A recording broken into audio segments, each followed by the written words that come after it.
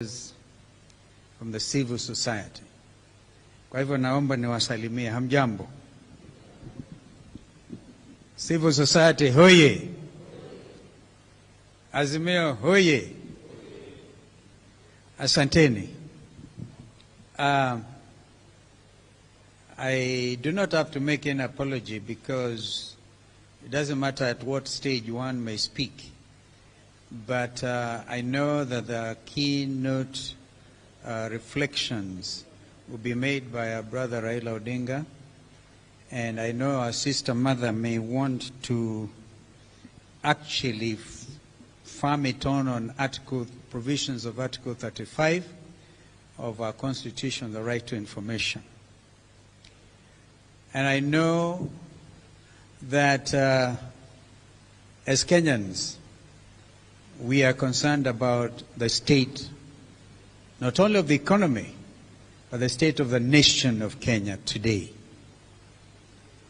I made a remark over the weekend to which Dr. Ruto replied quickly. And I said, I've been in government for quite a time. Can't remember when, any time, I cannot remember at any given time when the Kenya government was unable to pay its workers. And government is the largest employer. At the time when we had the Grand Coalition government, and Ndugu Raila will remember, and Mother, we as an economy would raise 97% of our budget. In fact, this is the one country that has not relied heavily on borrowings from either IMF or whatever, Bretton Woods, to be able to finance our recurrent expenditure. Therefore, when at the level of the head of state, somebody at that level begins to argue that you cannot borrow in order to finance the recurrent expenditure, this is seriously misleading the country.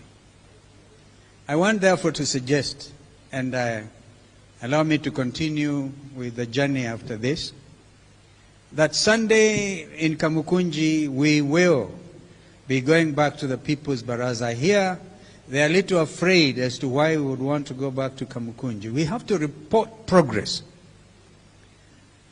I repeat that those who have read a book by the title A Man for All Seasons, you remember, I think Suba, you may have read it.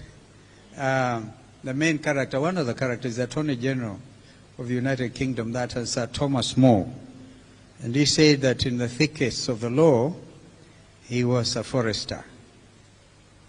I have this sense because I've been in negotiations in the region, and of course in our own country, that Kenya Kwanza, let me be respectful to them today, are not serious about this dialogue. They clearly are not.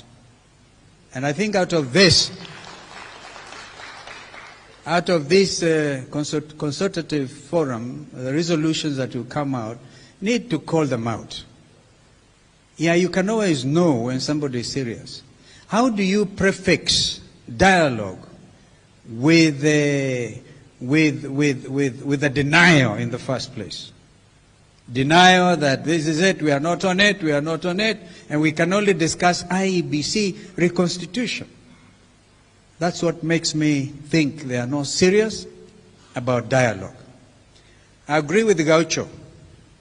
Gaucho said, the ghetto president, he said, these people, if they don't want, there's no dialogue they want. And I want to give him a negotiating principle. Ndugu Gaucho, are you in the house? The ghetto president is right there. You find this applicable to Kenya Kwanza.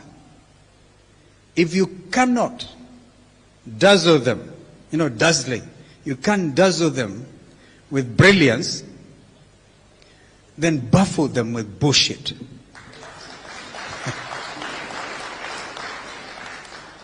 These guys may think they're bullshitting us, but I think we'll give them the bullshit. I'm sorry to use that four-letter word.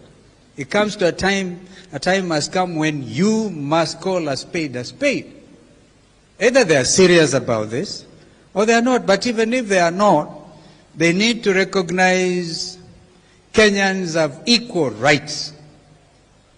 And that you cannot sit on my rights and pretend you are doing me a favor.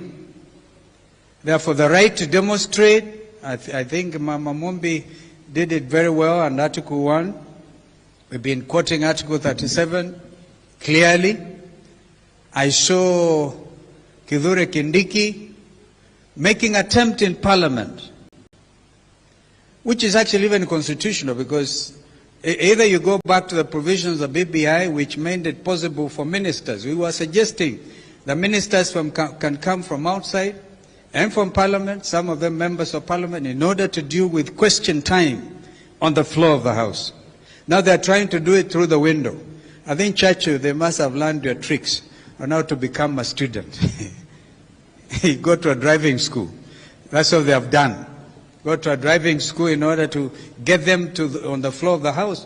But be that as it may, Kithure Kindiki says, the police did not have express orders to fire live bullets at demonstrations. Something tells me he's not an insider. Something is telling me Kithure Kindiki doesn't know. We want him then to tell the country, why is it that an attempt, a deliberate attempt, was made on the life of Honorable Raila Amolo Odinga when we did the demonstrations in Embakasi South? Deliberate. Where was a young man I mentored called Kithure Kindiki? So when he comes to Parliament and makes it look so good, he's sanitizing a regime that has already shown they are willing to spill blood, even of the leadership in this country. If it wasn't that Raila Odinga's vehicle was armored, we would be talking a different story. Therefore, from this forum, please join me in demanding a thorough investigation on that attempt on the life of Raila Odinga. Otherwise, it will be casual. You are talking about men and women who don't care about shedding blood. And if they had knocked out Raila Odinga, and the assumption is people will demonstrate for 1 week, for 2 weeks, and they will forget. I think now they know when it comes to demonstrations, Kenyans have a sense of resilience. I agree with others who have said that we should, as we negotiate, if we find there is no good faith, and we said that. I think in the statement that our brother Oparanya issued on our behalf, we have made it clear, if we see evidence of no good faith, as indeed is clearly demonstrable from their own actions and utterances at every level, then the Kenyans have a right to go back to the streets. But imagine taking out Raila Odinga. Would we be thinking about this country? And have we stopped to calculate at whatever level? You assassins, we address you and your financiers. Have you tried to calculate even whether it will be safe for you to call Kenya your homeland? Therefore, we must stand strong. We must stand strong. We cannot be cowed.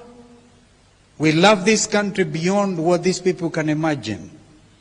We have no other place to call home. Kwa hivyo nawashukuruni sana. Remember, Gaucho, if you can't dazzle them with brilliance, then baffle them. Baffle them with bullshit. May God bless you and bless our country.